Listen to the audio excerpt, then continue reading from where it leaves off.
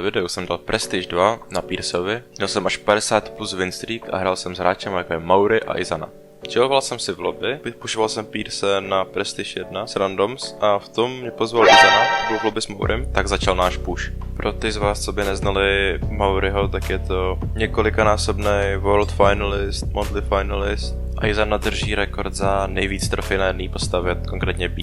Prvních 750 trofy bez problému, poslední hra do 1000 trofy. Tahle hra byla dost quick, takže ji tady jenom pustím. My jsme celou dobu hráli na 2000 trofej, já jsem hrál na 1000, ale oni měli 2000, takže jsme proti sobě neměli ani tak špatný soupeře. Hráli jsme proti nový brawlerce Nadě, která teda naštěstí nic neudělala. A když Colt rozbije Pierceově mapu, tak to písmo je dost jednoduchý. Maury dává teda gól a prvních 1000 trofej, Prestige 1. Ještě máme před sebou teda 1000 trofej, který jsem by the way všechny pušnul v jeden den.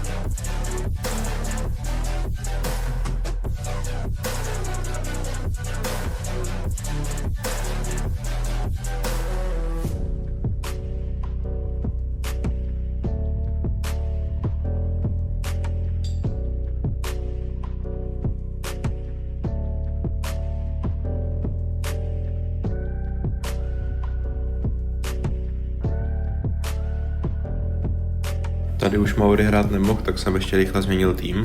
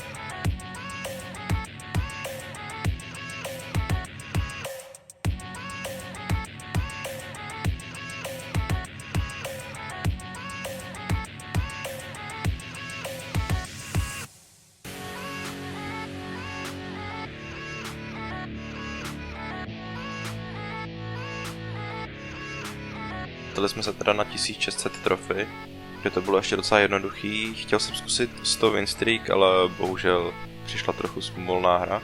V této hře jsme hráli proti nový brawlerce Nadě a prostě ten brawler potřebuje nerf. Nekantruje ho nic a jediný co ho kantruje jsou teda asasíni a potom co ti hodí ulty na držku, tak neuděláš nic a přesně takhle jsme prohráli 2-0.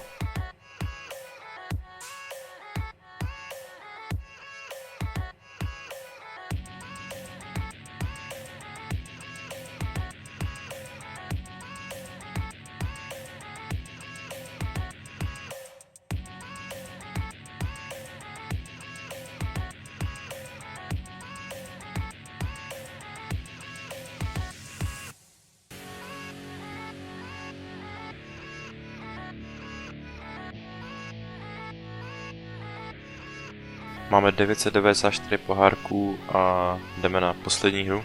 Vyhrajeme teda proti Rickovi, Coltovi a Bullovi, což je docela dost dobrý matchup pro nás, protože hrajeme Pierce a Ricka a Chestera. Dáváme teda první jednoduchý gól, dáváme druhý gól a je tam plus 14. Prestige 2 na Pierceovi konečně. Pušnul jsem 1600 trofy asi za 3 hodiny, myslím, že jo, abych nelhal doufám.